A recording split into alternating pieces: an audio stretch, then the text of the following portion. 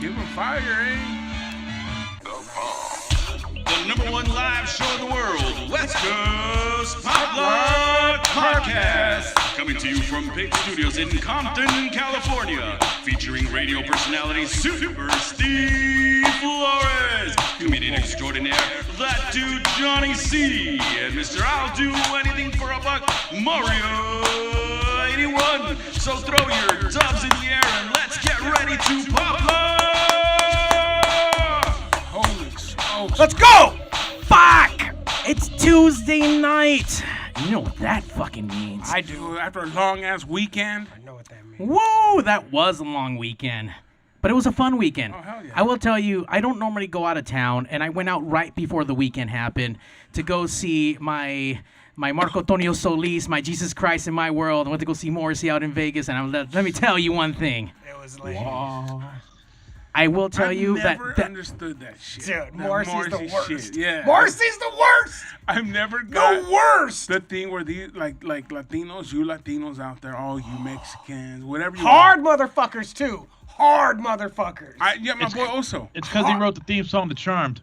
My big boy also, when he used to be like almost 400 pounds big ass dude, crying for Morrissey. Like, I don't get it, dog. You know what? And obviously with this podcast and being friends with Steve and getting to know all your people, I now learned this year when the last conversation we had with him, he was the fucking hater who cut me off before I got to meet Morrissey at K-Rock. That's So good. fuck you also for being a fucking... Literally, dude, there was a stupid bitch in front of me in fucking tears making a scene like right before, and then he cut her off, and then like I was right behind that bitch. I'm like, no. Good looking out, Mark. Hell Good yeah. looking out, man. Kept That it is real, so bro. He Every kept it real, time, man. every time I hear a story about Oso, I get reminded why I like that fool. You know what I Hell mean? yeah. Like, Because Because hell he's an yeah. asshole. He's out there putting in work.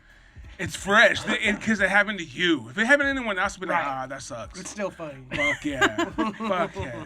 You know what was whack too? That meme you saw, I mean, we all saw it. Like, you broke people or you like unemployed better not be celebrating Labor Day. Sure. Come on, dog. Yeah. You just mad because you got to go to work, fool. You know what I'm saying? Wait, who said that? No, it was just like a meme. You know, all around the interwebs. Yeah, they're like, hey, you better not be celebrating. What are you going to do, dog? Are you coming? I got to kind of decide go in. What you going to do? You going to come over? One, are you checking my job status? Are you checking Yeah. my employment status? You checking it out? And number two, you ready to die over this? Yeah. Hey, number one, that shit ended. Right? Yeah, exactly. It just ended. It's over, man. So yeah, you all about to Dude, get you to work. the open mic scene for the last couple weeks. You just see all these fools with sadness in their eyes up there, like fucking. Because they have to get a job. Oh man, Damn. there's a girl, Nikki Bond. She's fucking hilarious, but she was talking about that people accuse her of like being a trust fund kid, and she was like, trust fund. She was like, man, my EDD's my only trust fund, and they just took that shit away. You know? Done. It's like, yeah. Time for you to get a job. Start She was- waitressing. All of them were like, that's all. Most of the people I know they're all ex-servers, Yeah. and none of them want to go back to fucking waiting tables. They go back to... They can go to OnlyFans. Isn't that the popular thing I'm talking now? about dudes too, and chicks that maybe they don't have it. Yeah. They don't have the personality for OnlyFans. Not even that they don't have the body for it. You gotta have personality for that shit. Yeah, definitely. At least they make good money. Yes. Look at. Fucking, Well, first let's look. I would like to say we're getting there. I'll tell you why we have him in a second. But this, for anybody that doesn't, this is not an apology, but this will serve as a warning. We're about to get deep. How deep, Johnny? How deep? We're about to get fucking deep into wrestling. And not WWE wrestling either. So even if you're like, oh, I know about wrestling, I know John Cena and The Rock. Nah. We're digging deeper before. We're going to go into a time machine. I'm going to take you back to like 06, 07, 08 real fast to tell you the beginning about all this stuff. Like, we are about to get fucking deep for an hour plus, and it's going to be wrestling. And I'm not even fucking apologizing, because here's the thing. Here's what I need you to fucking know. Get it, Johnny. Fucking get it. You fucking tell them, Johnny. When's the last time I talked about something that wasn't cool? Never. All right. Never. And accept this too. This that we are talking about, in like a year from now, you'll be like, holy shit, this asshole was talking about this fucking 2 years ago, 3 years ago. Like, And you know what? And that's a great way we can actually talk about how wrestling wasn't cool for a long time. And it's still not cool, but it's coming. It's coming. You know what, though? I think it is, but it's a perfect segue to introduce our fucking guest. And the only other way to get into what we're about to talk to is by having the return of New Jersey's best, very own, from the Dungeon Podcast and Famcast Media Group, the one and only motherfucking D. Rooten. What's up, D? Yo, I love how you said the fucking best, because that's right, I am the fucking best to come out of fucking New Jeru, bro. It ain't fucking New better Jeru. know it. Dude, that's New right. Jeru. Yeah. New Jeru, kid. That's what we call New Jersey. That's New Jeru over here. Sir, thank you for taking the time out of New Jersey, because you're in the future right now. It's like 1,000 hours in the future, so we want to thank you. It's like, what, midnight, 1, 2, 5 in the morning over there? Whatever the fuck it is in Jersey. He's I in got some some kind bad news for your fans, though, bro. Uh-oh, what happened? I got a job, dude. That shit happens, Fucked man. It up. happens to the best of us. Wait, I didn't realize you weren't working. Yeah. For a long time. Oh, shit. Oh, okay. Well, congratulations, sir, on getting a job. I mean, I was like, what was it? Like I told Zach Rabbit Lopez, I was sucking on the government's tit, bro, for like a year and a half. And a lot of people were, man. Yeah. Shit, it is what it is. You put into that teat, might as well suck on it. Yeah. True. That's what motherfuckers don't understand, bro. They take that shit out of your check every fucking week, bro. Hell yeah. I mean, you paid for yourself. Like, if you had a legitimate fucking W-2, okay, let me take that back. If you had a W-2 job, not to say the jobs that don't have W-2s aren't fucking real jobs, but if you had a W-2 job, hell yeah, you are paying into that shit so that, I've been laid off. I mean, this fucking whatever just happened, I got taken care of through my job. So fuck yeah, I paid myself back. Plus, I steal. You think I'm not going to steal from the government? I steal. That's what I do. I fucking steal. And Johnny steals Get fucking outta here. Amazon, so Yeah, you like, know he's you gonna know. steal from everything. He steals chocolate dials, bro. Dude, I fucking steal. I fucking steal. Homie used to You know steal what chocolate I dials, mean? Like, bro. get out of here. You think, you're stealing. Good. I hope it is stealing. You know what, dude? I've been looking for chocolate dials just to bring one in for Johnny. I haven't found them. They're out there. They're out Yeah, there, I know. You You stole them all. Yeah, You stole them all. They've had time to restock. That shit was fucking, 40 Hell years no. ago. There's no truck drivers, dude. They don't want to fucking. They don't want. They don't want to work either. Shit. All right, so here's what happened this past Sunday. There's a company called AEW, All Elite Wrestling. They held their biggest pay-per-view of the year. It is, what was it, All Out? Is that what it was? All Out? Yep. Which happened on Sunday. Which I already knew was good. I mean, it was already going to be the in-ring return of CM Punk. Like, that was already going to happen, which was already going to be awesome. Yeah. And then these motherfuckers signed Adam Cole and Bryan Danielson, who are... Okay, so this is here. Let's get in the time machine. Hold on. Oh, you forget one more, too. Ruby Soho, Ruby Soho. absolutely. Which is all. It's all. So she's called. We'll just skip right to this. So this is because Steve don't know this shit. So this is a chick who was in WWE named Ruby Riott, and before that she was named Heidi Lovelace. Punk rock chick, super heavily tattooed, super punk rock chick. Gets released from WWE. Goes on a podcast, a wrestling podcast called the Wrestling Perspective Podcast that is hosted by Lars Fredrickson along with some other people, but Lars is on there. And so they're trying to think of what her name should be, like when she goes out into wrestling, because WWE owns Ruby Riott. So there's you can't be Ruby Riott, what should your name be?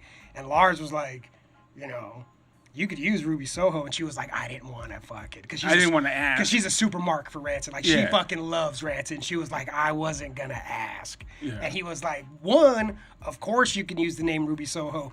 2, you can use the music. And she was like, fuck. And he was like, 100%. I did see the video of her coming out. And she's been making these videos of Destination Unknown is what it's all been called. Where's she gonna go? Who's she gonna be?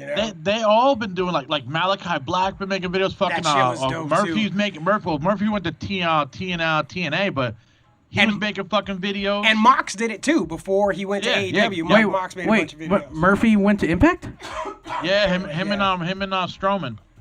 I don't think that Strowman I stuff don't know was. that happened for sure, but Well, that's Strowman's supposedly doing gonna his. happen. He's doing something with EC3, but I don't think that's. I haven't heard about that. So regardless, I shoulda got hired for this show. Yeah, so then Ruby Soho comes, and it's fucking awesome. She comes out, she does a thing, it's fucking, she's fucking Yeah, I punk seen rock. that She's shit. punk Hell rock yeah, as yeah, fuck, yeah. you know what I mean? And like 90s punk. The whole place went bonkers. Even though she's fucking young, she's like a fucking 90s punk rock chick. So Ruby comes. So we'll go to a time machine. So 06, 05, 06, 07, somewhere in there, there's independent wrestling WWE owns WWE is the only real wrestling company that's going on in the United States. But independent wrestling is like bubbling, like so hot. There's like Christopher Daniels and Chris Hero and all these dudes, the dudes who the base of independent wrestling.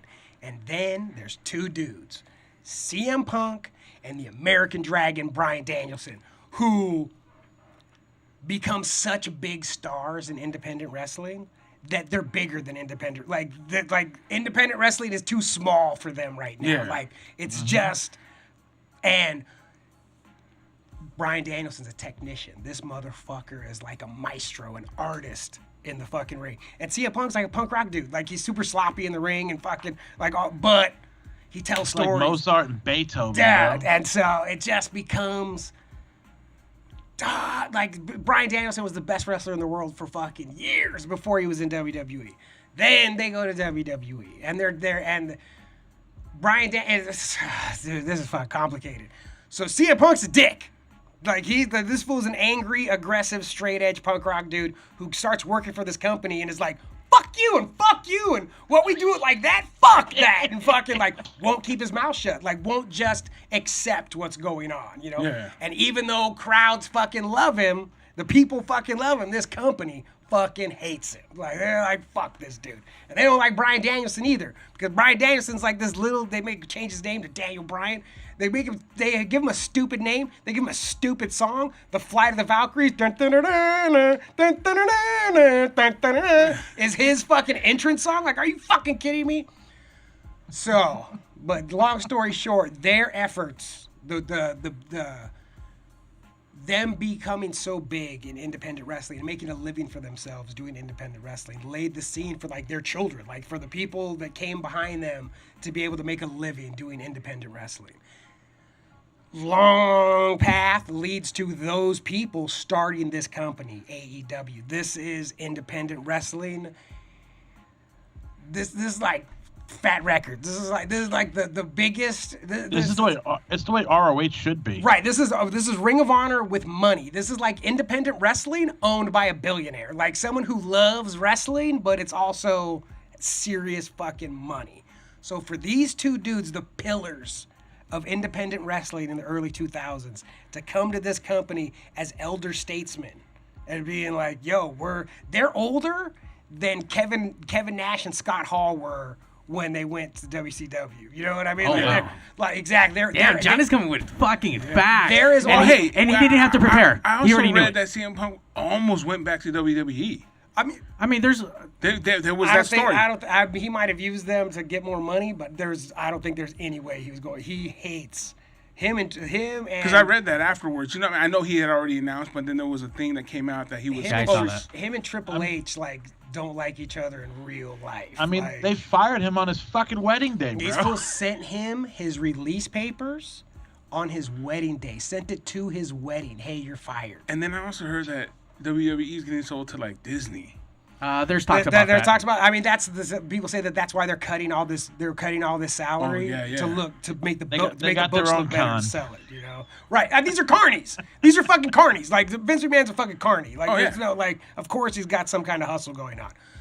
So, but Bryan Danielson and CM, the return of the pillars of independent wrestling, come back. And it happened on Sunday, and it happened. So if you're gonna get outside eyes on you, where you're gonna have like people that won't normally watch your product, that are gonna maybe check this one out because of CM Punk, because of Bryan Danielson, because of this shit, you have to like hit it out of the park. Like you have to crush it when all those eyes are on you. And motherfucker, these dudes crushed it. That pay-per-view from the time it started till the end was fucking spectacular. And it's like I am so pumped for wrestling right now. Like it is the best time for fucking wrestling ever. There's one thing though that a lot of the people I know that were watching it, they were just like the only gripe they had with it was and I told them, I was like, you got spoiled by the E for $9.99 because now your motherfuckers got to go back and pay $50-something. $50. It was that. But they're asking for $50 4 times a year. You know what I mean? They're not having a pay-per-view every month. You know, like it's quarterly. It works out to a little bit more than what the network was, but still. And to be honest with you, I mean, pay-per-views, they build a card. They fucking sold it. They sold it. That's the job. Every penny. And I was upset I didn't get to watch it. I was working. You've not seen it? No. I know. D, did you watch it? I watched the highlights, but I mean, I basically got I'm the only motherfucker who supported this goddamn company and getting this pay-per-view. Oh, okay. We love it though. Oh yeah, but I forget. That's true. This motherfucker Mario got 1 million toys. I'm sorry, figurines. I've bought 0 action figures. So I can't really say. You're $60. This motherfucker Peasant. This fucking shitting on me money wise for sure. Spent way more money to support this company. Hey man, I went on a cruise to go steal. You know what? You'll be proud. I went to the Bahamas and I stole this fucking ring apron or the fucking. Let me. Stole that from Chris Jericho's fucking boat. Official AEW. Hey, a lot of people were upset that Chris Jericho won. I thought it would be more interesting if he lost too. But not because I don't want him to wrestle. I mean, look, you have to retire. Yeah. This is something that has happened in wrestling 1 million times, and you can always come back. Like, there's no... Exactly. So him losing, I thought would have been cooler. I thought he was, like, going to go... Yeah, I really thought it was... When I heard that, I thought he was going to put MJF over, but... I mean, it's fine. It's cool, but I wouldn't have minded if... I heard that it hurts MJF now. Losing. Man, he's too good. This motherfucker, there's nothing they can do to him. He's untouchable. Like, he's like 25 years old, and he's untouchable. They could make him lose every week for the next 2 years, and then the next day he'd be like, I'm good again. And everybody's like, MJF! I mean, look at Darby, bro. Fucking Punk beat Darby, bro, and Darby still looks great. Yeah, I thought Darby might win too, actually. But like, and that match, so this whole thing, AEW is like known for flippy shit. Like they do the flippy shit, which isn't really my gig most of the time. They do flippy shit, and they do like Japanese style. Like it looks like Jesus Christ, these dudes are beating the fuck out of each other. It's most of the kind of matches that they do. And CM Punk and Darby Allin come out and wrestle like an 80s style Bret Hart match. Like it was really? It went like 16 minutes, and for like the first 10 minutes.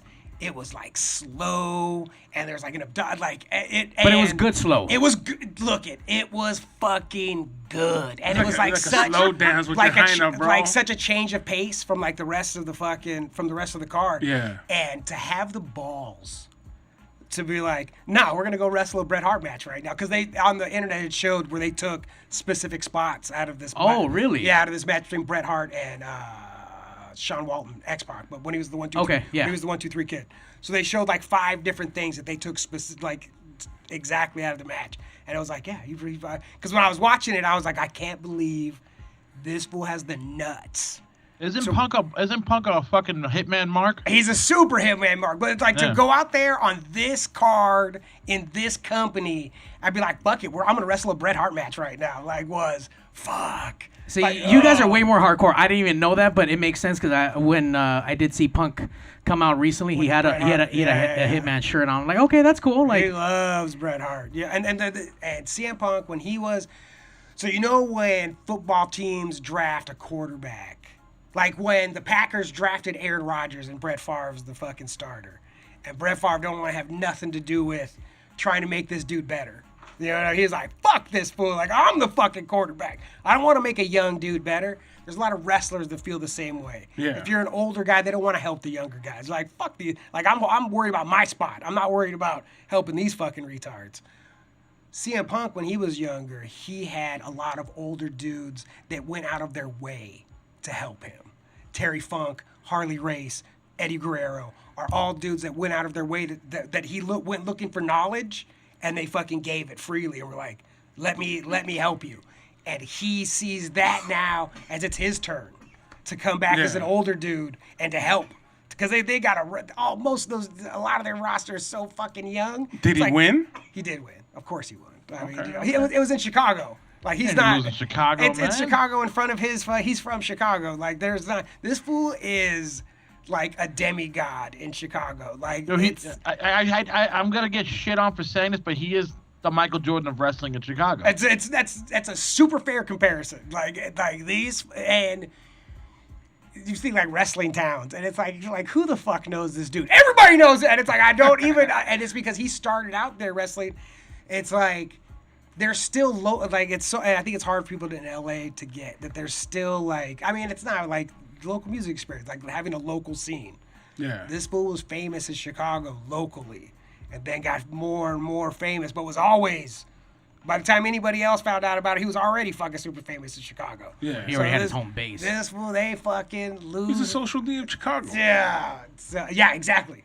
100%. So this, I mean, because now, I mean, CM Punk is what it stands for. huge. What it really means is chick magnet punk. But what he says is what it means is Chicago made punk. But that's not, you know. That's not what it Dope, started bro. off It goes at. both ways. No, he was when it first started. He was in it when it was like he used to run a backyard federation in his backyard, and there was a dude named Chick Magnet Venom, CM Venom, and they started a tag team, and he was CM Punk, like Chick Magnet Punk, and he was Chick Magnet.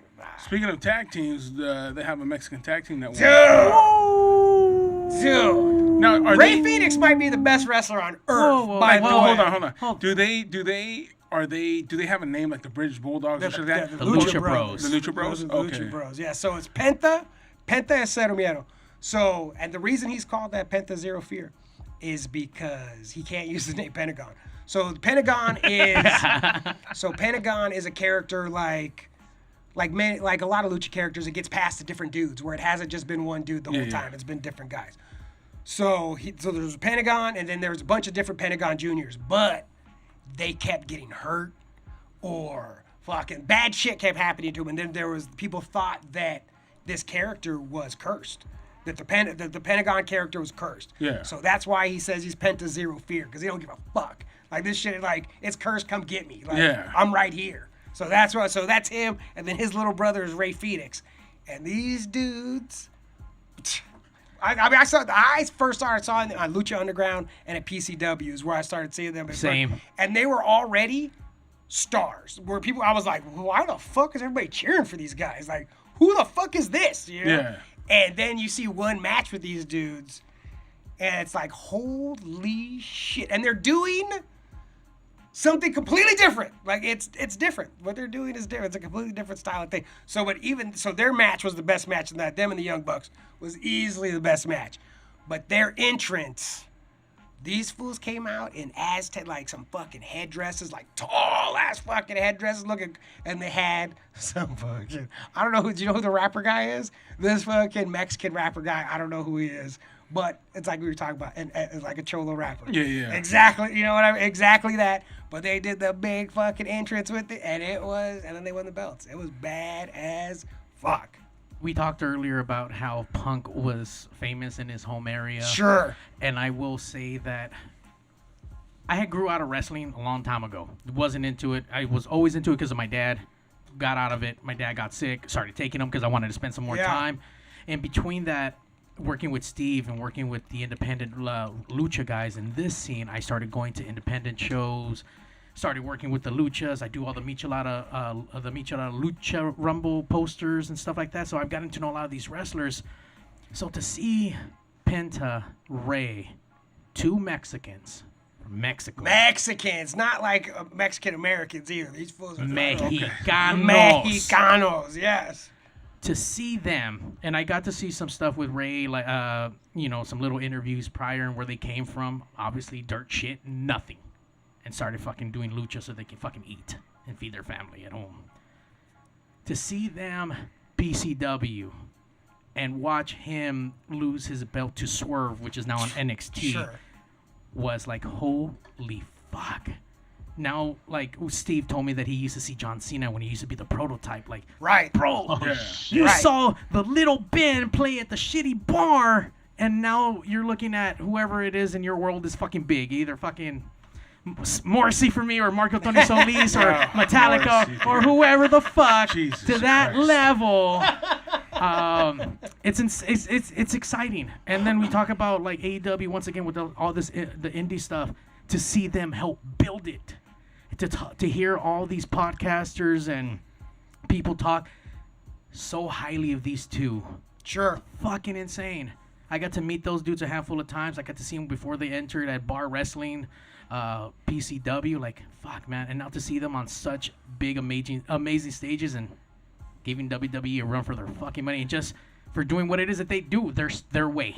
Exactly. Their they way. don't have to try to be WWE. The E would have ruined them, bro. They have no idea what to do with. They would have been the fifth guys for Lucha House Party. Sure, they would have tried to make Penta fucking speak English or fucking and like something. This was just, and they let him. You know how Suicida was like at the fucking like. He leans like the shit, the Mexican wrestling shit. Like he's a fucking Mexican wrestler. Like he leans into all that fucking Mexican wrestling shit. Oh, we know who this is. Hold We know on. who this fool is. Yeah, exactly. I know if you know that I know too. Yeah. Hello. Caller, you're on the West Coast Pop Lock Podcast. Is that D? That is Yeah, the- it's Zach Rabbit Lopez. D's nuts.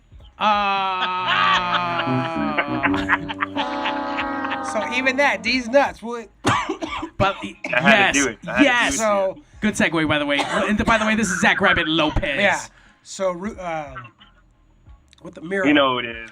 Miro, who's like this fucking dude who came from WWE. He was fighting Eddie Kingston, and Eddie Kingston's like this fucking Puerto Rican dude from New York who's just like that, and that whatever you're thinking, yep, you know what I mean, like exactly. And so Miro's been calling himself the Redeemer, God's favorite champion. He's fucking like that's what he can see. He takes it very seriously. Fucking, he's redeeming people, and fucking Eddie Kingston told him, "Redeem these nuts," and then they put out a T-shirt that said, "Redeem these nuts, Eddie Kingston." It was beautiful. As soon as that happened, I thought about Zach Rabbit Lopez right. immediately.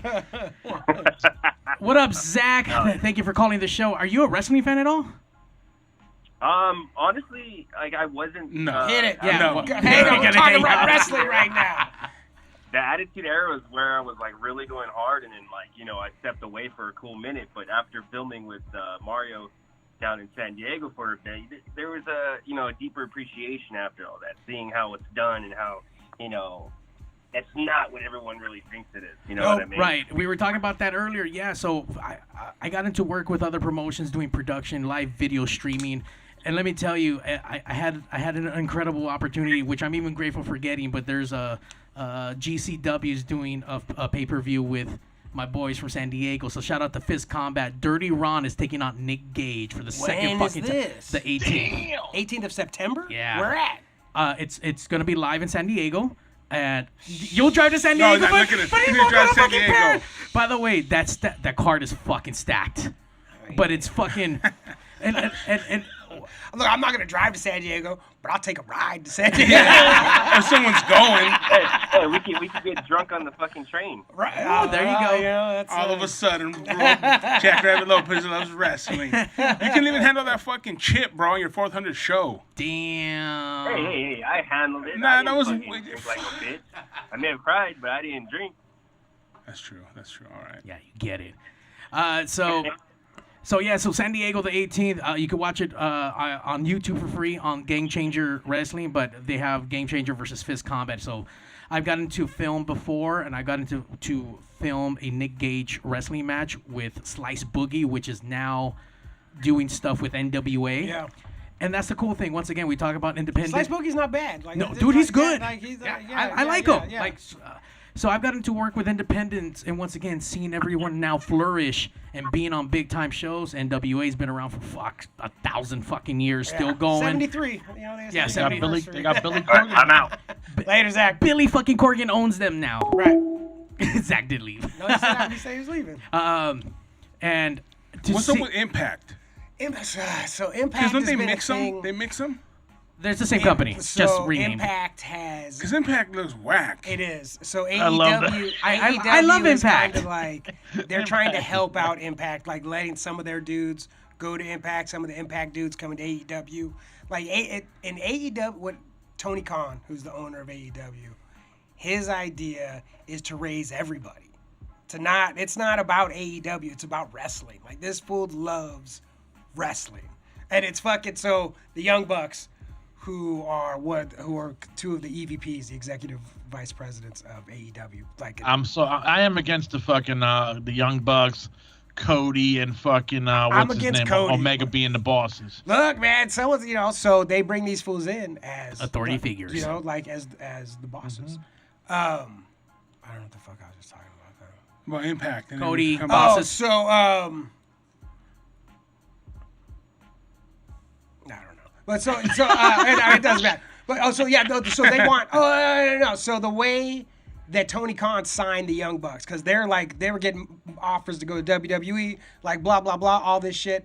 So Tony Khan pulls them aside and shows them a picture of him in the front row of an independent show that they were at, wearing a Bullet Club T-shirt. This fool's like, look, man, like I'm a wrestler. Like I'm doing this for wrestling because I believe in professional wrestling, and I don't think what WWE is doing is serving professional wrestling best. No, it isn't. And he's like, and I want to start a company that I got a story for you. I got a story for you, Johnny.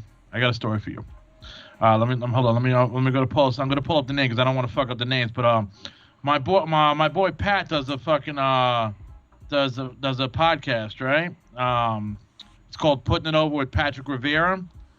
And let me pull up. He interviewed a wrestler from Hudson County called Anthony St. James, and he interviewed him. And he said that he had a tryout for the E, and he said when he was there for the tryout for the E, they said that they were like, look, we're not a wrestling company, we're an entertainment company. If you want to wrestle, the door's right there. Yeah. We only fucking do Hollywood entertainment shit here. That's what they do. Like they don't. That's what when CM Punk came back, in his promo when he came back, he said he left Ring of Honor in August of 2005, and he was like, I left professional wrestling. Then he was like, and now I'm back. Like, cause he was like, I'm back to fucking wrestling. Like, Yeah. It's just gonna be. So yeah, so like I said, so when they're letting their dudes go to Impact, letting some of the Impact dudes come to them. Same thing with New Japan Pro Wrestling. Like they have a working relationship with most of the other companies that exist besides WWE, because what Tony Khan wants is for the profile of professional wrestling to be higher. Mm-hmm. You know, and like Bryan Danielson said, they were asking him about what he thinks about people liking professional wrestling, like, and if he thinks like the audience could get bigger.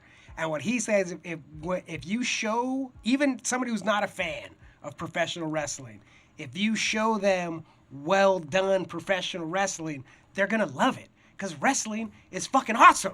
You know, like there's no getting around. Wrestling has pushed entertainment in this company since television was invented. And then even before that, in the carnivals that were traveling the country, you know what people are going to see? Fucking wrestling. You know, and as soon as TV came about, Lou Thesz was one of the biggest stars on fucking TV, because people love wrestling. Did you watch the interview they had after the match with all like the news reporters and shit? I haven't watched all of it. I watched some of it. I watched the Adam Cole and the Daniel Bryanson one. Yeah, you heard what Daniel Bryan said? He's like, yo, you see how CM Punk said he wants to help the people in the back? He's like, I want to kick their ass. Yeah, two different perspectives. He's like, I know I'm fucking good. Let's see how good these guys are. That's what he said. He's here to kick fucking heads in like that, because when Bryan Danielson before he went, because he's like a super nice guy, he's like a hippie farmer vegan guy in his real life. But before he went to WWE, this fool used to say, I have one of the t-shirts. It used to be a hit, like how Obama, like the one that said hope, you know, it was him like that, and it said violence underneath it, like this, and his thing was about kicking people's fucking heads in. That's what people would chant. The crowd would chant that Daniel Bryan's gonna kick your fucking head in. Like this, that's what he is about, violence. And then he went to WWE, and they kind of fucking, you know, they watered him down. Like They fired him too, man. Well, yeah, they fired him too, and he choked that guy with the tie. What I compare it to. Oh, really? Yeah. And when Nexus came and fucking tore down the ring. I didn't watch any of that. So they did a thing where there was this group called Nexus that he was in, and they told Nexus, go in there and fuck up everything. They tore down the ring, ripped up the ring ropes, completely deconstructed the ring, fucked up everybody at ringside, and then Daniel Bryan used his, was it Josh Matthews? Somebody, he choked him with his tie. And you're not allowed to choke people on fucking wrestling on WWE television. So they fucking fired him. But they use Bro, you can chokeholds, throw not the people same? through tables. You can burn Yeah, people. You okay, can dump of course, I know all these things. And that's why it's a fucking ridiculous company. But yeah, so they were mad at him for choking him with the tie. So they fired him, and they eventually brought him back. But they shit on this dude for fucking years. And he's just been like, but because he's like... Does Disney make it better when they buy it? Fuck no.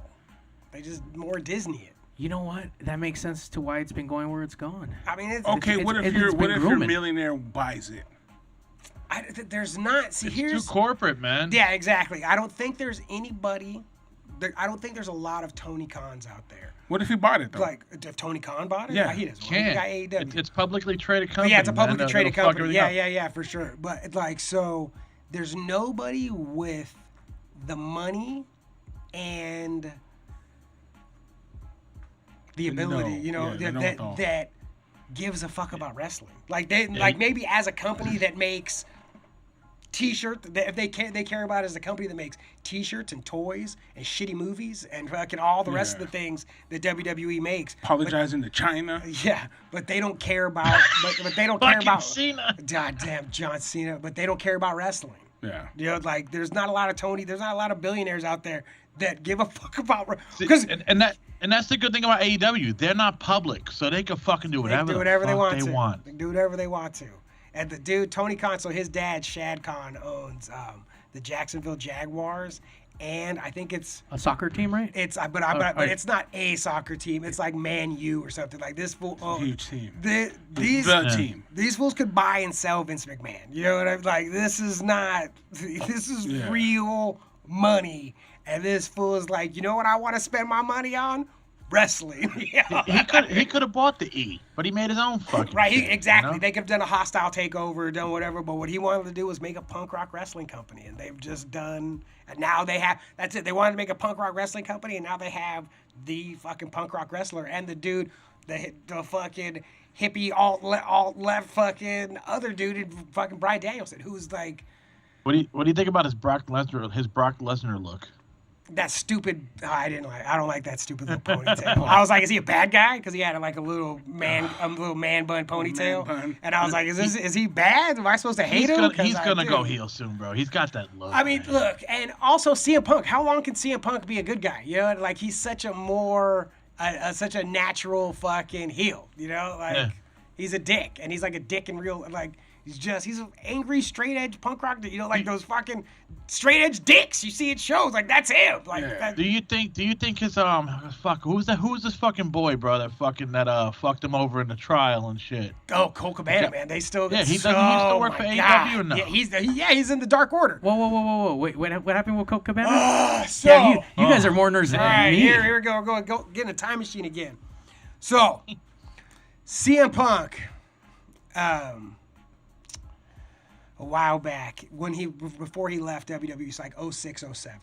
He's like having he's got a staph infection problem. He's got like all kinds of like he's hurt mentally, physically, all this shit. And so when he finally leaves WWE, he goes on a show called The Art of Wrestling, which was the first wrestling podcast, hosted by a dude named Colt Cabana, who was his best friend in real life. The dude he started out in wrestling with. Like they met. From Chicago. Yep, from Chicago. They meet when they first start wrestling. They go all through the independents together, traveling together all over the world.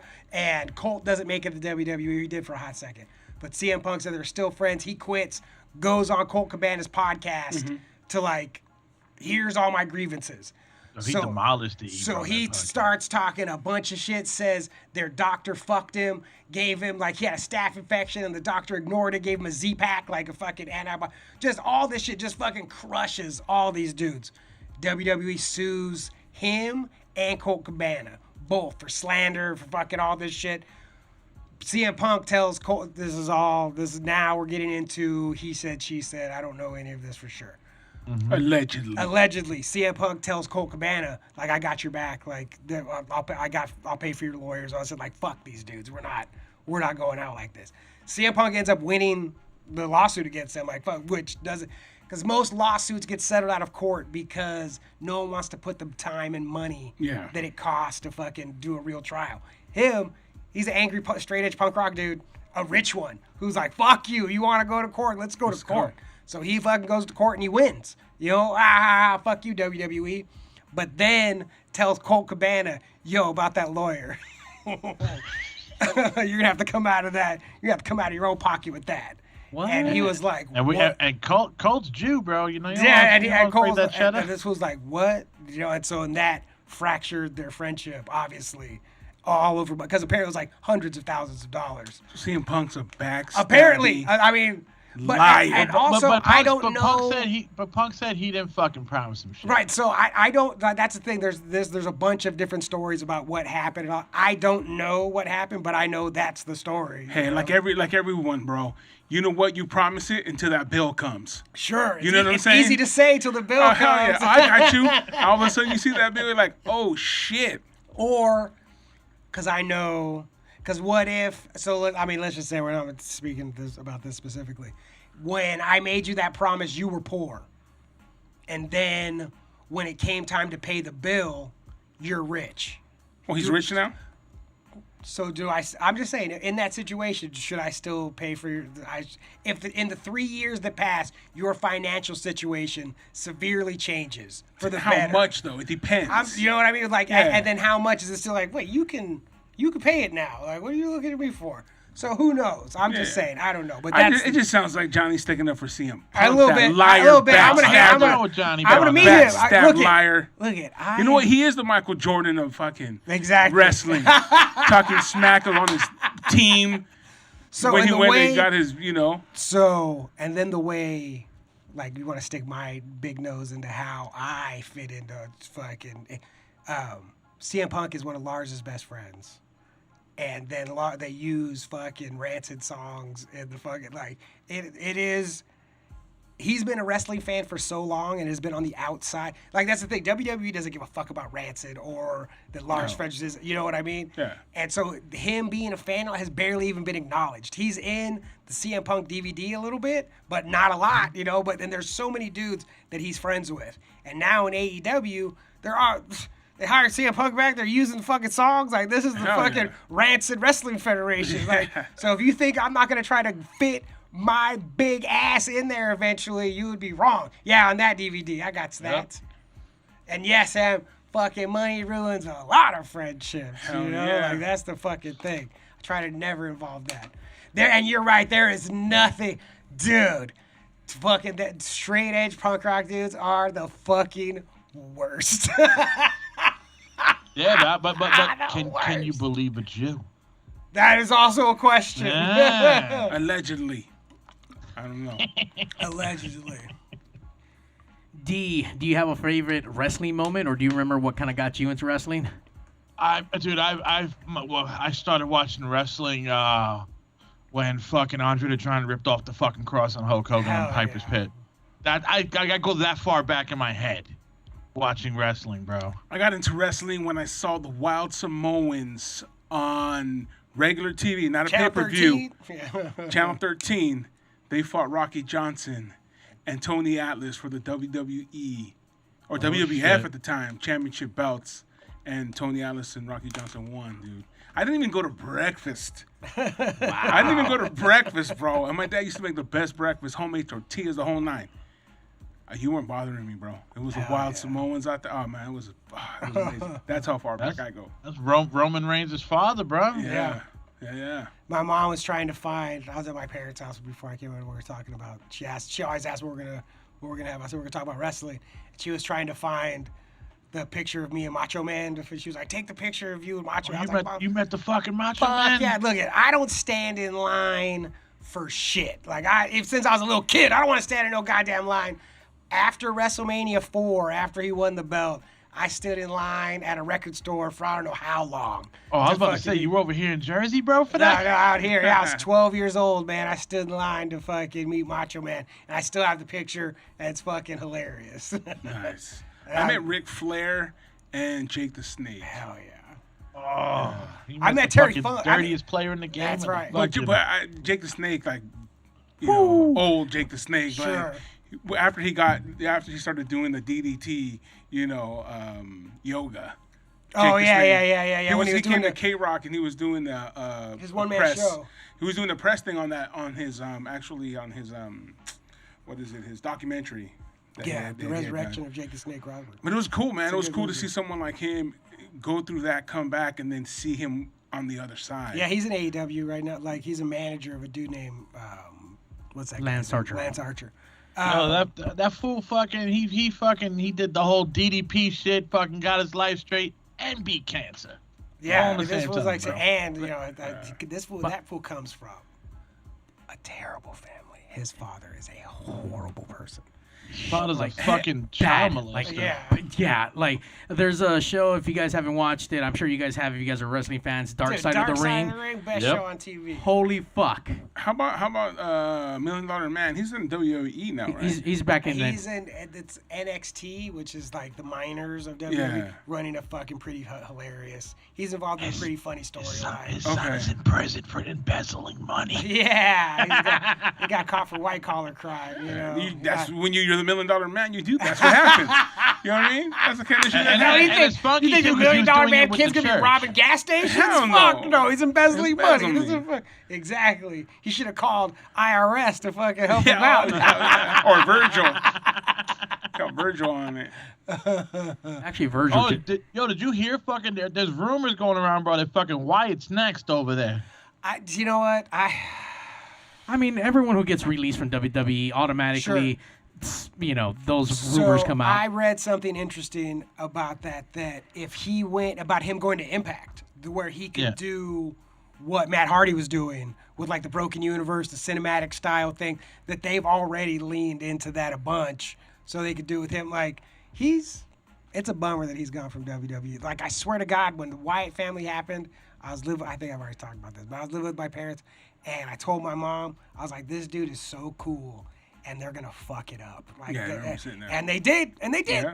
They did. Like, and it was so fucking cool, and they should. And that's why, because there's a lot of people that they just want to wrestle because WWE's the company. Like, they grew up with kids, and it's like, oh, I want to be in that, you know. But for anybody coming into wrestling now, I can't imagine trusting that company to do right. And then this is like sounding fucking lame. Like, if you see this as wanting to do art, like make your art, Yeah. I can't imagine trusting that company to do right. You'll make money. That, I mean, yeah, it. 100%. You're gonna make it's like these fools are trading. You'll They be don't- living in the Death Star like I am right now. Yeah, they don't want people that care about wrestling. No. They want people fools that spend want to make money. No, I'm talking about the people that They're actually that in the go. yeah. They would prefer you who didn't know shit about wrestling, that you don't like wrestling, none of that, because they want to tell you what it is. You know, like we don't want you. But trying they're to, even doing a bad job at that. But You know what I'm saying? They're making the most money this year that they've ever made. Well, that's cause you're talking to Johnny C and he knows about fucking wrestling. No, That's why you're but saying that. even watching like back in the day, like we've talked about this before. You said something about it. Like everyone was different. You had the Mr. Perfect. You had the George Animal Steel, Junkyard Thought. Everyone had because their own people thing. traveled all around the different territories, all around the world, finding who they were as a performer. Mm-hmm. Now you have WWE scooping them all up and putting them in the NXT Performance Center and trying to make them all the same.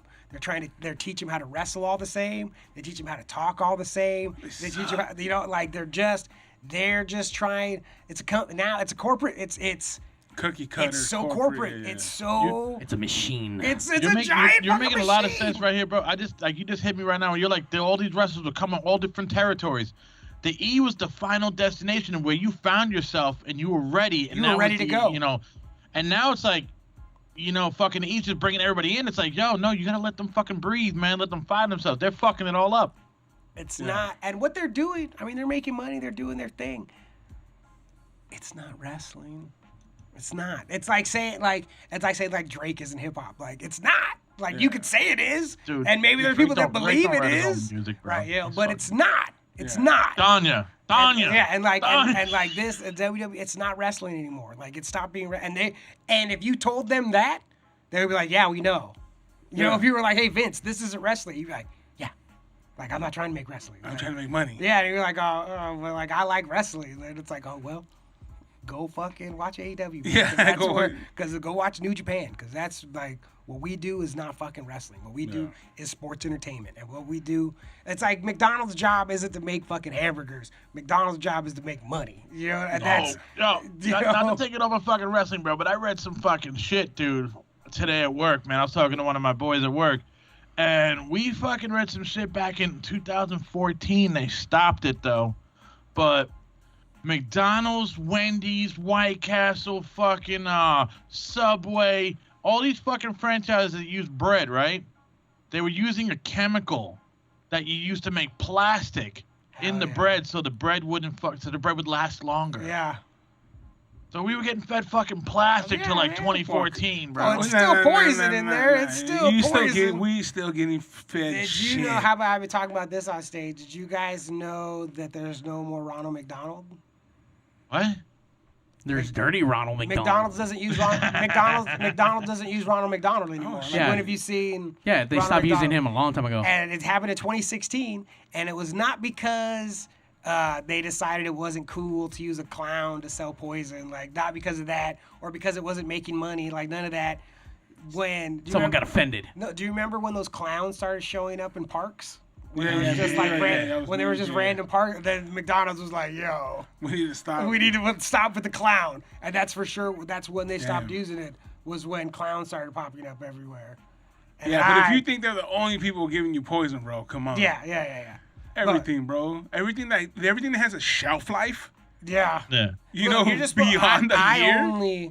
I only walk around. This is what I was told. You only walk around the outside of the supermarket. I've heard that. You don't go through any of the inside rows. You only walk around the outside. How do you jack the chocolate towels? Because I mean, the chocolate. I was at the liquor store. It was completely because different. those, bro, for real, that chocolate on those is plastic. Oh yeah. Dude, that shit don't like, melt. That's like my favorite. Dude, I've had one in a car seat. The little mini Hostess donuts. Oh, those too. But I like when they're a little bit stale too, where that chocolate is like, where it's more plastic. It's like, God damn, like Johnny this loves shit plastic. is You can leave plastic. those in the hot car, come out, and them shits are Not melted? intact, unmelted. You know what I'm saying? You gotta heat those bitches up in the microwave to make them melt. Like, Speaking of cars and heat, man, I was at the auto store, and this chick next to me, this woman, has a truck, throws her dogs in on the passenger side. This is a couple days ago. Throws her dogs in the passenger side, locks the door, and then runs around and she turned the car on with the AC. yeah. Closed it and locked it and ran around. And it's like, oh, I forgot to unlock my side. Cool. So she's like, fucking help me. And I was like, yo, what the fuck you want me to do? So we're getting out there trying to get shit with someone's trying to find a hanger and this shit. The guy comes out of the auto parts store and just smashes her window. Just because you want your dogs? Yeah, okay. You worry about it? Here's how we do it. And I was like, fuck. Did he even ask? No, he told her, do you want your dogs? She said, yes. Smash. Smash. You just take a little piece of a spark And she was plug. cool. She was like all about it, like super excited. I'm like, But your dogs are in the AC. You ever seen that? Yeah. You ever seen when you take a little piece of spark plug? you can break a twirl window. the car Oh yeah, I've heard that before. Does that really work? Yeah. 1 million times I've seen it work. I don't know how many times Johnny's thrown it. Ding. Johnny's from the other side of the track. Dude, man, it was just, because, and that also happens because for the first 10 times when you tell people, they're like, no, it doesn't. You're like, And you gotta show 'em. You're like, I could take this little piece and just touch this window and the whole thing is Yeah. gonna shatter. They're like, fuck you. And I'm like, all right, Science. here we go. You ready? And it's like, all right, now that we're here, let's also see if there's anything in this car worth taking. I want to shout out to everyone who's been logging in and chatting away and asking questions. man, We thanks appreciate that. Samuel Jimenez out there on YouTube. Where do you guys rate Razor Ramon? One of my all-time favorites. Razor Ramon's like Scott Hall as a performer, as a person, who's the dude who was Razor Ramon, was fucking dope. When that fool was in the AWA before he was in WWE, when he was Big Scott Hall, he was like a big 80s muscle man. He looked like Tom Selleck. He had a big thick mustache and like kind of long hair. And his big hairy chest, and he was fucking Big Scott Hall. He wore cowboy boots. And then he went to WWE, and Vince McMahon had never seen Scarface. And so he did fucking a Tony Montana impression, and they were like, that's fucking awesome. Put this motherfucker on TV. And then he went out and pretended he was fucking Scarface for a few years in WWE. And then he went and was one of the first 2 members, one of the outsiders of the goddamn the best wrestling faction in the history of wrestling, the motherfucking NWO. And then then he wasn't Razor Ramon anymore. Then he was his real name again, Scott Hall. But then he still acted and talked like fucking Razor Ramon the whole fucking time. He still had a toothpick. He's still wrestling. Ayo. Now, When do you With their think he's fierce gonna get leader, canceled? Hollywood Hulk Hogan. Dude, the third look. Don't hate, bro. No, look at what I'm about to fucking say, dude. That moment of Hulk Hogan is the third man in the NWO is probably the coolest thing that's ever happened. The coolest moment that's ever happened in fucking wrestling. Like, holy shit. And Bobby the Brain Heenan got proved right for this fool Bobby the Brain for however long, 20 years, was in WWF saying, fuck Hulk Hogan. Like, this fool's the worst. Like, you guys all cheer for him, and you don't even understand. He's the worst. And all this time, and everyone's like, oh, Bobby the Brain, you suck. And then he's on the call when he comes down and he said, whose side is he on? And everyone's like, what do you mean, whose side is he on? It's Hulk Hogan. He's going down there to help Macho Man. Then, nope. He fucking turned on him, and Bobby the Brain was like, I fucking told you. I've been telling you guys. Dude, you can't write something like that, Fuck bro. no. That's like such crazy long-term storytelling. Like, come around where it was like, Bobby the Brain was like, I fucking told you so. I've been telling you guys. How long have I been telling you guys that Hulk Hogan's a fucking scumbag? And I was fucking right. You know, it's like, it's the best. And the only, like, and unfortunately, it's so stupid. Because when wrestling isn't the best, it's because of something that you know that happened 5 years ago that's now coming around. It's like, oh shit, you know? The ultimate wait for it moment. You know, and it's like, you mean I have to pay attention to wrestling for 5 years for something, for maybe something incredible to happen? It's like, look, man, but when it happens, it's gonna be fucking worth it. Like, god damn. No, but I tell you this, the one other moment that hit me like that was when AJ Styles came out in the Royal Rumble. Dude, number 3, man, when they just put AJ and fucking that place lost their goddamn minds. AJ Styles is dope, though. And AJ Styles was another dude that was supposed to be never in the WWF because Vince hates Southern accents. And fucking Vince hates Southern accents. And AJ Styles is from Georgia and sounds like he's from fucking Georgia, you know? And he's small. And it was a dude AJ Styles. Where's he at? He's still in WWE. He's in WWE. And AJ Styles was like Bryan Danielson, like another dude that was so good that was like, WWE's never gonna sign that guy. But they sign dudes sometimes to cool them off, or sign dudes just so they can't become bigger stars. You know, it's like, keep them. Well, that's why they signed CM Punk, man, right. just because he was a name. He was a name, but they tried to do nothing. And there's dudes. So I mean, I'm speaking like I know, like I don't know shit, you know, but this is what I hear. That once you know how to get over, like once you know how to make the crowd love you, you can do that over and over again. Once you are a dude who understands the psychology of wrestling, it doesn't matter. Like, they can try to make you not be, and it's like, dude, I know how to do this. Like, these fools are gonna fucking love me. And as much as CM Punk and Bryan Danielson, they tried to, like, to make them not the focus of stuff, people were still like, what the fuck? I love this. Like, these dudes are fucking awesome. Like, it's like, how come this show isn't about them? These dudes are fucking rad. And then you make yourself a star. Like, there's no, you know. Works that way. I wasn't watching wrestling with this whole CM All right, Punk. let's hear. What do you want to know? When the whole CM Punk thing happened, I went back and watch videos, and it's crazy to see backstabber. someone to see go against the grain in public and to see them cut his fucking microphone. Like he's about to spill some real fucking shit. I mean, there's nothing that happens on TV that they don't allow to be on TV. So I mean, I believe. I don't think they cut. I mean, I think the microphone cutoff this is all planned. But You think so? On the way out? Nothing happens on TV nothing goes on that TV without them wanting it to be on TV. But I think they also gave him a microphone and said, go air your grievances, like go say what you got to say. And then we know this is going to be the end. Like Bret Hart, remember when he was broke supposed the to win? fucking third wall or whatever you call that. The fourth wall. That was all him. Yeah, well, he fucking went out there. Even better than that, have you ever watched when the live contract negotiations between him and Vince McMahon? There's a segment after he dropped the pipe bomb when he comes back. It's him and Vince McMahon in the ring, and it's supposed to be like we're to negotiate the contract.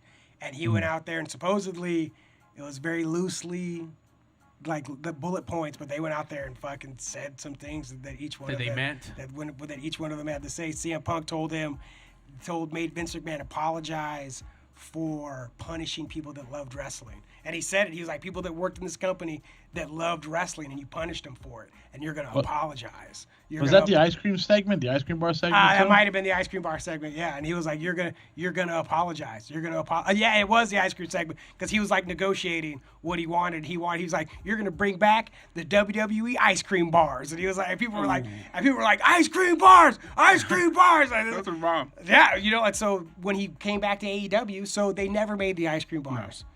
And then 7 years later, when he does his promo coming out to AEW, and he goes, you know what? 7 years is a long time to wait for somebody. He goes, so hey, enjoy free ice cream bars on me on the way out. And did you see them on eBay? Yeah. 500 for the fucking plastic and 1,000 for a fucking full on ice cream bar. But it was CM Punk ice cream bars, like it was his, like, and so he gave them out for free to these people, and it was like the long-term storytelling. It was like this thing that finally came back, and the people that knew that had been watching were like, this motherfucker didn't forget about these goddamn ice cream bars. And the fucking sticks were sharpened so you can backstab your friends. CM Punk. That punk stands for being a punk to your buddies. You liar. Yeah. As much as I love wrestling and being a part of it, as little as I have, I will share one fucking story. It's a little bit of a downer, but, like, at least what I did, I feel will carry on if it ever gets released. As much of a downer as Oso stopping you from seeing Morrison. Bro. Fuck you, Oso. I love you, though, but fuck you. Working with Fist Combat and Dirty Ron McDonald out there, I've been able to do some really cool shit. Film Nick Gage, film a couple other fucking up-and-comers. Some dude who, I forget his name. He just went to NXT not so long ago, and he got cut already. Jake Atlas. No, this other dude, Stallion or some shit. So, okay. We talked about this different style of wrestling. We talked about New Japan a little bit, and they did all this fucking crazy death match with fucking barbed wires. Very over the top, but fucking crazy and shit. And the dude that we had here was fucking, we had him and Dirty Ron come and do commentary over these videos was Sabu. So we had Sabu and Super Genie at Big Studios come in and hang out. And I think that was one of the last things that got filmed before she went into the hospital. She lost her leg, came out, did rehab, was good, and then she recently passed away. I was here when Sabu got the phone call from the hospital about her leg. She was already in the hospital when they came down. Once again, downer. But I got to record something and at least add to this whole laundry list of storytelling, history, and it's just crazy to know that these are just regular people, much like anything else, and they are still struggling, they are still doing stuff. Dude, Sabu is fucking 50 whatever. That motherfucker's still wrestling because he doesn't know anything else. Now what else is he supposed to do? Or they didn't spend their money right? But even if there's a bunch of dudes that have money, but it's like even if let's say you saved your money, and now you're just sitting at home. What do you do? That's like old school fucking guys, bro. When you fucking retire, right? What do? They go out and get another fucking job. Yeah, it's like you either get a job, or if you don't get a job and you have money, you're sitting at home bored. It's like, and there's someone willing to pay you $500, $1,000 to come out and wrestle this weekend, or even $300, whatever it is. Yeah. And you don't have shit else to do. It's like, and it's something you love. You get to go hear people cheer for you. It's like, my buddy Sam just went to. There's an independent show in New Jersey with $1 Million Man. He wasn't wrestling, but he was signing autographs and shit, and doing all that stuff. And like, well, yeah, why wouldn't you? Might as well You know? go there, Yeah, like yeah. why the fuck? Like especially like it's so like wrestling is such one of those funny things where someone could be super famous in wrestling, and no one knows who the fuck they are. You know what I mean? Yeah. Like Kenny Omega could walk down the street and no one would know who the fuck Kenny Omega is, and Kenny Omega's the best goddamn wrestler on earth. And He said that a couple times today already. about different people or Kenny Yeah, Omega? no, different people. I mean, look, because it's like talking about That's a like lot of your- Earths, bro. Well, because it's like talking about your favorite movie, or your favorite like. I got a lot of favorite movies. I got a lot of favorites. You know, like I'll defend 10 movies as the best movie ever made, depending on the conversation. You know, Yeah, and it's yeah, like, yeah. and like there's a bunch of wrestlers who, and it's like. Maybe at one point in time for a hot second, like there's dudes that were or are like, and like Kenny Omega, he may not be now, but I remember when that motherfucker was the best at like, he's the best wrestler on earth, man. What was that, 2018? Sure, like about what? God damn, yeah. Like right before AEW, when he was like in his last New Japan run, like motherfucker. The matches against Okada, like god damn, 3 matches against Kazuchika Okada. Like, cause Japan, it's like a whole. It's like That fool speaks Japanese fluent too, right? Oh yeah, well I mean him and Kota Ibushi. That's so. The best long-term story ever told in wrestling is the story of the Golden Lovers. And the Golden Lovers are Kenny Omega and Kota Ibushi, who's a fucking Japanese wrestler. And they have kind of leaned in and not shied away from motherfucker, we're called the Golden Lovers. Did you hear what we're called? Like, we're gay. But they've never said it. They've never said it out loud. It's never, but we're the Golden Lovers, And he moved to Japan and fucking learned to speak Japanese. And like most people that do that for somebody, you know what I mean? Like, and there was just a press conference because now Kota Ibushi was the champion in New Japan, and like he's like one of the top guys in that company. And they asked Kenny Omega, like, hey, how come Kota Ibushi isn't in AEW? And he said that he didn't ask him to come because if he asked him to come, he would.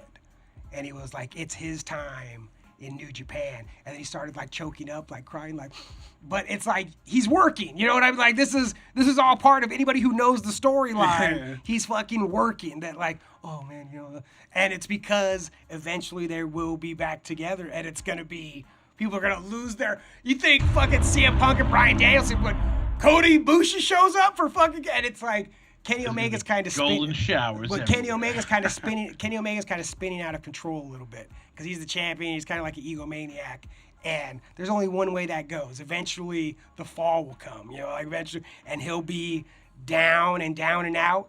And who's gonna come and make him feel better when he's, who's gonna come and save him when fucking he's down and out? Fucking when everybody else has turned it because he's such a motherfucker.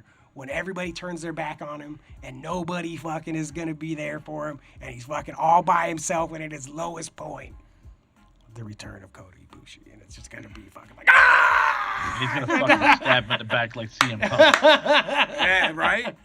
By the way, I see that happening because I do watch. I started getting into when AEW started the BTE show that they do. Sure. Being the Elite. One of the fucking being the Elite started out the Young Bucks, who are from Rancho Cucamonga, California, who are young dudes who. Fellow West Coasters. Sure. The reason this whole thing exists is kind of because of them. And they started like a travel vlog where it's like, but we're supposed to be like, hey, we're traveling here, we're traveling there. But it's slowly, they started having bits, started having characters, and it's a TV show, Yeah. And so Adam Cole was on it, who just came to AEW. So and on episode, it was like early in the 50s, they killed him off because he was going to WWE 4 years ago. So they killed him off on being the Elite. They poisoned his monster. So they poisoned his monster and he dies. And then this week, at the beginning, it shows all them. Kenny Omega's like, dude, we need help. Like, we're fucking, people are starting to turn on us. He's like, we need Adam Cole, you know, and they're like, we're gonna have. So they decided to have a seance to bring him back from the dead. And so they have a seance to bring him back from the dead, and Adam Cole shows up. And he was like, why does my mouth taste like Monster, you know? And he looks at the calendar. He's like, 4 years, you know, and then, but he's right back. They had to have they talked to a Satanist. He was like, we talked to the Satan, to Malachi Black. He's like, we talked to the Satanist. This is going to work, you know, and they fucking brought him back from the dead. Because they can, because there's no rules, it's fucking wrestling, you know? Wrestling. Who fucking cares? Oh, it was the best. Well, we've cared for over an hour on the West Coast Holy Pop shit. Rock Podcast. I feel so good. This is not a wrestling show. I feel so good right segment. now. I feel like... You just busted a nut. Oh my God, no, not even like you ever had like a splinter where it's like stuck in there and then it finally comes out and all the fucking bullshit pus comes out. So, like that's what I'm like, Now I have to go back and like research and check shit out and at least see this past weekend's you know. It's so good. I need to watch. So good. It's so good. Yeah. But I will tell you, we didn't even get into Britt Baker DMD. God damn. You know the what? champion. You know what? Maybe we're just gonna have to have for further down the line another not wrestling podcast episode because I mean, there's always shit to talk about. I'm telling you, and I've been saying before COVID started, I said in about a year, wrestling's gonna be mainstream cool again. Like when AEW started, I was like, this is cool, and it's gonna be mainstream cool again. And then COVID happened, and they didn't have any crowds, and it kind of shut the whole thing down. But AEW kept their fucking momentum. Like, they did the best they could to keep fucking going. And now that crowds are back and I see what they're doing, I say it again. In 1 year from now, regular people are going to know who fucking Kenny Omega is. You know what I like? Wrestling is going to be fucking cool. You heard it here first, goddammit. Like, I'm fucking... Do you want it to be cool, though? Yes. Yeah. I want this version of wrestling, yes. Okay. Because this is... Wrestling. This is wrestling. Yeah. Like, if whoever wants to like this, good. Because you're liking good Real fucking shit. wrestling. You know? Now let me ask, can they get to the point where they start becoming too big and on the track like WWE? Because it's still a business. This is It something, always happens. This is something to worry about in 10 years. You know what I mean? Like, these are like... I'm going to be brokenhearted in 10 years. Now, Now you know you're what telling me. happens? This guy won't do it, but when he sells it. Sure, because he don't need no The money. next This was guy. a billionaire. This yeah, fool the ain't no next money. guy. Because he, right now, for him, it's a hobby in the sense. Nah, but Khan's a mark, though, man. Yeah, he is. He's a mark for wrestling. This fool loves fucking wrestling. No, for sure. But when he's gone, the next guy's the one that He's in his fucks it up. 30s. He's in his Yeah, 30s. No, Homie but I'm ain't saying going like nowhere, there's a time. So yeah, 40 years, we're gonna worry about. Well, I don't know. Yeah, Maybe like maybe he fucking decides later. Yo, like, hold on, fuck that. Yo, Steve, man, get the knife out of your hand, bro. It sounds like you want to kill Tony Wilder. Shit, you He, know. he shaved I'm it down gonna from the see him punk popsicle him. stick. I'm gonna see him punk his ass. But it's gonna be like it's an exciting time for wrestling right now. Yeah. Like a super fucking exciting time, and I am And I fired up. once in a while I hit Mario up and go, "Who the fuck is that?" He does, I've been yeah. watching like AEW and shit, Impact. That's why I said Impact. Like they've been mixing it, and I think it's whack because you can tell the different levels A production. of production and. You know what I'm saying? And you're like, fuck. But that's I what- went from liking it and being like into it, and then now the Impact guys came in. It's like garbagey. Yeah, Go yeah. watch Impact when Hulk Hogan and the boys were in it, bro. Dude, when And Angle. Impact had a second when here's the problem. Here's the problem that I don't think AEW is going to fall into. So Impact, started. They had AJ Styles, they had fucking Samoa Joe, they had Kurt Angle, Yeah. they had Sting, they had momentum. Like they were fucking putting on good shows. They were doing good shit. And then Hulk Hogan, here we go with the fucking Hulk Hogan again. Then Hulk Hogan and Eric Bischoff show up. Hulk Hogan and Eric Bischoff show up and they make them kind of in charge, you know, like because the lady running it was a fucking idiot. So she puts Hulk Hogan and Eric Bischoff in charge, and they run it into the ground. They started hiring Hulk Hogan's friends like the Nasty Boys and all kinds of other idiots that people that were sitting at home not making any money, Hulk Hogan was like, "Yo, we got another company. Like, come on in." But that's what So you do for your you boys, remember bro. Rob Van Dam showed up, and 100%. then Jeff Hardy was on top of the cage. Just sitting Yeah, there. dude, It was so crazy. It was like good for a hot second, and they brought in these turds and let No. them. They brought in guys that were true to their buddies, bro. Yeah. Not like CM Punk, who turns his back on his bro. And they Hulk let- Hogan was calling these guys that had nothing going on and like, hey, Let's come I'm ruin gonna take this care. company. I'm gonna take it. Nope. He Holy didn't say that. I'm gonna take care of you. fuck. Steve just turned this around and Yeah, he fucking ruined Hulk it. Hogan. No, that's what Hulk Hogan does. He goes takes care of places. his friends. He's the Ben goes- Stiller He of takes wrestling. care of his No, friends. Or he not goes Ben Stiller, someplace- fucking, what's he that? goes someplace and surrounds himself with yes Adam men that Sandler. wouldn't have There you go, anything yeah. that without don't have him. nothing to Without do with him. it. Thank you, D.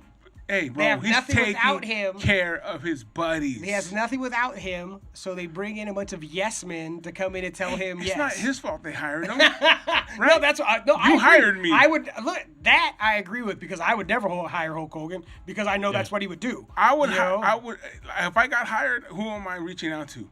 My boys. No, look, thank you. I would do the same for all of you. Yeah. 100%, of course. But that's all. We're talking about ruining wrestling, though. Like I wouldn't do that in Dixie wrestling. Carter fucked up when Yeah. she brought them fools in. I wouldn't ruin wrestling with you guys. Like I for sure wouldn't do that. He just regurgitated old shit. That's what made it bad, and people didn't want to see that anymore. The main event Mafia was pretty cool for a hot second. And then No, it's wait, also what was that fucking Sons of Anarchy bullshit? Aces and Eights. No, yeah, that's what it was. Aces Yeah. and Eights. Yeah, that was pretty garbage too. Yeah, dude. But gang wars are always good in fucking wrestling, you know. And sometimes, and anytime they start building factions, they always like because even the fucking Inner Circle did it.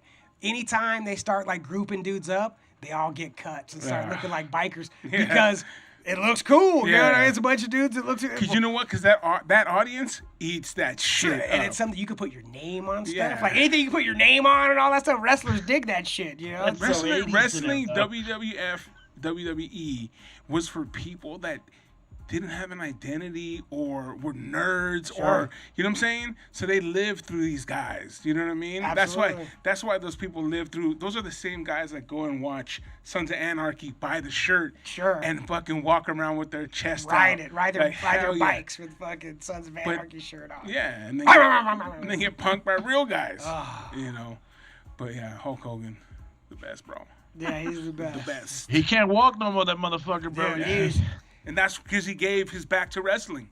What's so funny is he tried, and smartly, this was wrestling fucking 200 plus nights a year. So he tries to do not a lot, you know, like back rakes and fucking, you know, Same all shit. He the thought he bullshit. did, yeah. All the bullshit that Hulk Hogan does, not a lot of moves, but his finisher, leg drop, that looks like the dumbest fucking thing ever, but dropping down onto your tailbone 250 times a year for fucking 20 years. Yeah. This fool shrunk. He was like 3 inches shorter from just compacting his spine. Yeah. Over and Oh, over. shit. He's shorter. Like he said he started off like a Hogan legit used to be like, 6'8". 6'8", Yeah, he said 6'9"? he was a legit 6'8", and now is like walking around like a 6'5" now. Because just damn. from fucking like smashing, and gravity gets you too. I mean, you shrink, but for sure from compacting his spine over, and has had 1 million back surgeries, and now apparently is walking around rough, rough. And this fool still thinks he still wants to be champion of WWE. He thinks he's got one more match at WWF, WWE, and he wants to be the champion and retire as That champion. is Steve, the are you buying that dedication. pay-per-view at full price? That is the dedication this man has to his himself, craft. to himself, To his craft. to himself. He is willing to give up 4 inches of his back to you guys, man. You guys don't appreciate that shit. You'd rather, that fool wants you would another rather, payday, man. you would rather Yes. cheer on some backstabbers than a Nah, guy don't who's get me wrong, bro. who's giving up his back. I'll go crazy for it. Yeah, sure. Look it. Come on. I don't want to talk about Hulk. I mean, you play Real American right now, you'll see me fucking tearing up, bro. The best- I'll mark out for that. But you know, for me, I have love for the Ric Flairs, the Paul Orndorffs, the Ricky Steamboats, the Tito Santanas, the Hulk Hogan, the Andre the Giant, the Honky Tonk Man. You know what I'm saying? Even guys now, AJ Styles, mad love for that guy. He's awesome. The British Bulldogs, Bret the Hitman Hart, the Anvil. You know what I'm saying? Even new guys that I'm watching now, the Lucha Bros. Even CM Punk, seeing everyone go bonkers for him. Like, that's like, oh, fucking, that's rad. That's the next generation. He's not the next generation. He's a generation above me, and these other guys are the next generation. But even like you said, you know, seeing John Cena when he was a prototype, even the guys that do shit with us on Michilada Rumble, bro. You know, Little Cholo, fucking Mariachi Loco, all these guys that they're putting their life their life into a craft. Because this is not just a regular job. You're not punching in 9 to 5, fucking working, you know, flipping burgers or doing construction. You know what I mean? And like you've always said too, Johnny, this is a craft that you have to depend more so on the person that's across from you as opposed to the person, to yourself. Right. So in life's wrestling, man. Because you have to depend on someone and someone's depending on you. So what you gonna do when the West Coast Pop Block podcast runs wild on you? Damn, Steve just cut a promo on us. That's the best promo that you've heard. Better than any guy on WWE. 100. That's one thing that they've lost. Well, because Big time. They script them all. Big time. They don't let people talk from wherever. Dude. From the heart, from the Because stomach. if they did that, people would fail for sure. People would fuck it up, but also people would rise. You know, like and I gotta they just say, keep man, like everybody in the middle. I'm a huge Hogan fan and I'm a huge, you know, Roddy Piper, but like, you know, even the fucking the Ultimate Warrior when he come out super bonkers with this crazy shit, but the Macho Man when he did that cream to the rise to the top, he's the cream of the crop. Fuck, Man. The cream bro, rises come on. to the top. I think that is one of the best ones. And in the same lead up to WrestleMania 3, when he gets when he brings the empty cup of coffee, and he says that this is Ricky Steamboat's cup of coffee in the big time. Like, is this your cup of coffee in the big time? And he fucking drops the cup of coffee like, God. And the Macho Man. Vince McMahon and the WWF did not invent the Macho Man. No. The Macho Man was the Macho Man before he showed up. Like, this fool had invented this. And you want to talk about living your fucking gimmick. The Macho Man wasn't the Macho Man when he was wrestling. Macho Man was Macho Man. He was busy being macho 24 hours a fucking day. Like this fool. And when Hulk Hogan looked at Elizabeth with those fucking eyes, man. Lustful eyes. This lustful. He's a hot dogger and a fucking showboat grandstander. Like, oh my God. But that thing that's him. Like, and that would never, no one crazy like that would ever wind up in WWF, EW right now. Jesse the Body, because another one.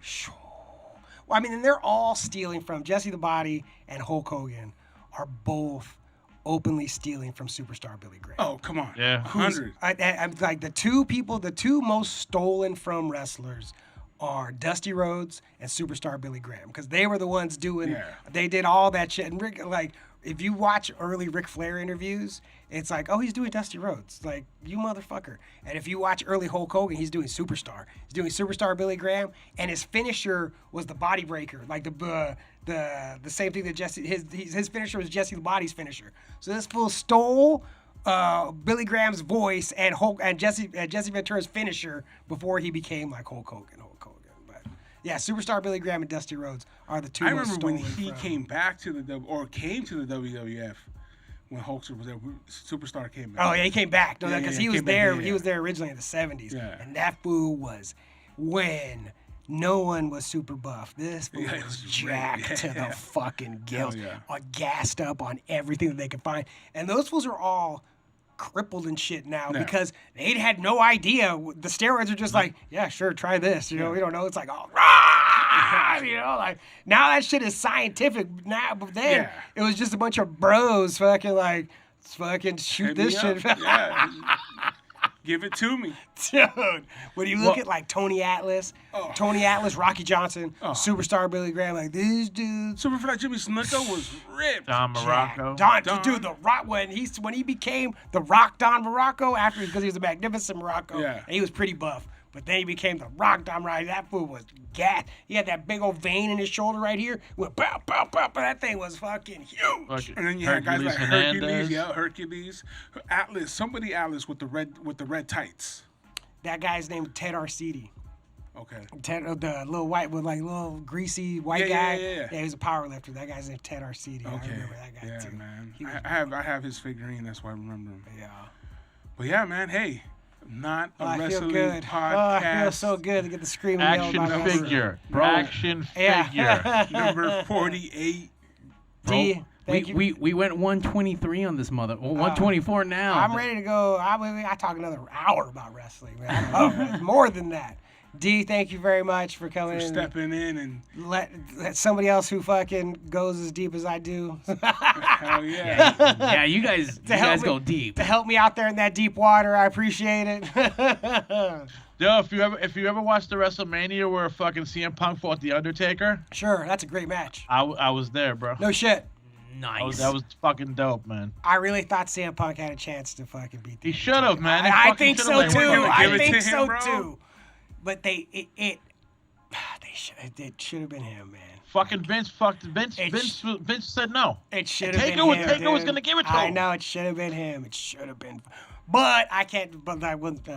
I like that Brock Lesnar got it. I mean, come on, man. Nah, fuck that. That whole Brock Lesnar thing was fucking bullshit. bro. I thought it was bullshit when it happened, but then after that, when he beat up John Cena at SummerSlam, after that, like it started making more sense. This fool was just a fucking monster again. Like that John Cena match at SummerSlam where he But- suplexes him like 20 times. That's a great Nah, match. but Brock didn't. Brock didn't need to be made. I agree. That He didn't need to be made. He was already made. Yep. But Punk needed that, But man. also, at the time, Brock Lesnar couldn't lose that match. He had lost like every match he was in for like 2 years. Oh yeah, they were dogging him out. You know what I mean? He had been losing every match. It was like, cool, they're gonna bring him back that's why it was such a surprise because Brock Lesnar they'd only be bringing him in for big matches and he was losing it. They're like, oh shit, it's Brock Lesnar. But then whoever it was would beat him, you know. And so they brought him back to face the Undertaker at WrestleMania. It's like, oh shit, it's Brock Lesnar. He ain't beating the Undertaker. Like he's gonna come in and fucking lose. And then he won, and it was just like, wait, what? Like what? What was supposed to happen? There's the rest of there's people that get made famous on wrestling. Oh, that black dude. Yeah, just for being in the audience. And there's a guy that after Brock Lesnar beats the Undertaker, he just has this look on the camera just goes to, and he's just standing there like with this look on his face, like he doesn't understand what the fuck, like what just happened, and and that fool's famous. He knew exactly what I was talking about as soon as I brought it up. Like this fool's fucking famous. Him and the Miz girl are the best fucking audience members ever. There was a girl when the Miz won the championship. There was a girl, they went up to the audience, and there was a girl just standing there with the sourest look on her face, like she was furious that the Miz won. So much so that the Miz brought it up again and put the picture back on TV, like the next week. Like, yeah, this is what I want you. Fuck all of you guys. Like, I hope you all look like. It was the best. We do have the best fans here on the West Coast Pop Block Podcast, live every Tuesday night. Not to Scream about mention wrestling. on the local music experience. Yeah, that's true. Wednesdays, 8 a.m., 4 p.m. Now that you got no more unemployment, go get a job. Go get a job, fool. Go get a job. No more listening at home. Next week we are on Monday. Special night. Monday. What? Special Whoa. night, guys. Yeah, You guys are gonna be ruling 2 fucking days out of the week? No, just one. only on Monday next week. Yeah, we can't. Hey, you got a new job, bro. We can't, do 3 or 4 days. You're gonna be unemployed after the week's over. Now, next week we have Alvis of Left Alone. He's gonna come in. We're gonna interview him, and he's gonna do a little acoustic set for us as well. First time ever on the West Coast Pop Block Podcast. Yeah, Hell yeah. Be a good show. That's why you guys are the best podcast in the whole fucking world. Thank you, my man. Thank Say you. those words. And don't forget to check out the Famcast Media Group from the Dungeon Podcast. Not only that, I mean, you have like 20,000 fucking shows on there. You have a Limp Bizkit show. What other shows are you part of? We got Whatever We Feel in Radio with me and the homie Matt the Rat. We cut it back. We cut it down now to an hour, and we're just talking about comic books or whatever. We play some local music and stuff.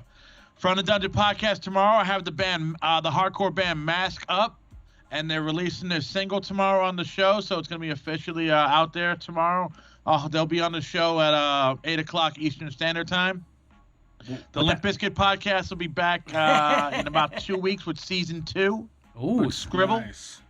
I'm fucking pissed at Fred Durst. I was gonna go watch him. No, I like that D had the news when Mario was like, I think this show is still happening. And D was like, yo, that shit is canceled. I know.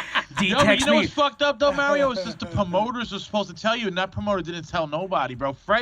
That shit was done, bro, with Fred for like about 2 weeks. Do you know what happened? Is right after that night when we went off the air and we were hanging out, you got the email like 15 minutes after. Yeah. You got the email 15 minutes after the podcast ended that It was done. that it was done. Like right after you said it's over, he got the email confirming it. Yeah.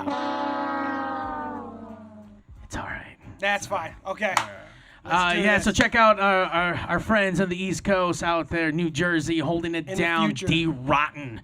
D, You. we're gonna have to go invade the East Coast and bring the fucking West Coast to you and see how you like that. There is, and I don't even want to talk about it, but if by chance I happen to find myself out in that area in the next few months, I will for sure come in and do whatever podcast hell that you yeah. have There you available go. for me. 100% to return the favor. I mean, if I'm invited, I'm just inviting Yeah, myself yeah, to shit. you're always You know what I invited. mean? I Everybody's just invited, bro. figured. It's on the you Dungeon know? Podcast, That's man. right. There you go. Sweet, let's do it. Thank you.